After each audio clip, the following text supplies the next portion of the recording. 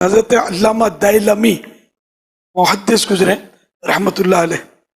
فرماتے ہیں کہ حضرت سیدنا ابو بکر صدیق رضی اللہ عنہ کی آنکھوں پر انگوٹھے لگانے کے بعد رسول اللہ صلی اللہ علیہ وسلم نے ارشاد فرمایا،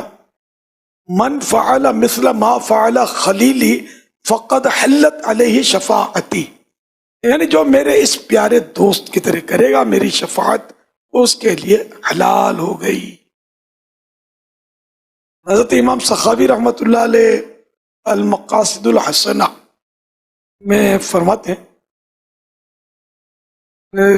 روایت بیان کیے کہ حضرت سیدنا خضر علیہ الصلوۃ والسلام نے ارشاد فرمایا، جو شخص مؤذن سے اشہد ان محمد رسول اللہ صلی اللہ علیہ وسلم سن کر کہے،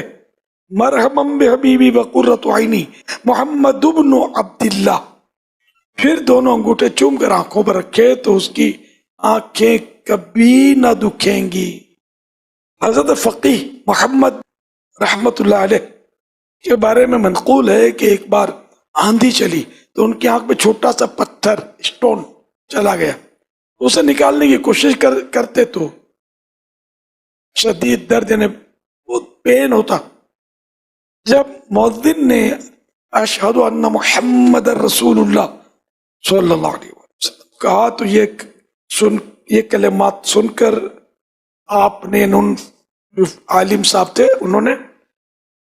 مرحبا بحبیبی وقرۃ عینی محمد ابن عبداللہ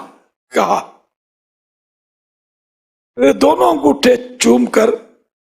آنکھوں پر لگائے تو اس کی برکت سے فوراً وہ پتھر، وہ اسٹون جو ہے وہ آنکھ سے نکل گیا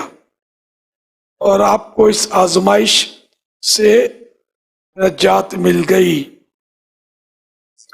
تمہارا نام مصیبت میں جب لیا ہوگا، ہمارا بگڑا ہوا کام بن گیا ہوگا۔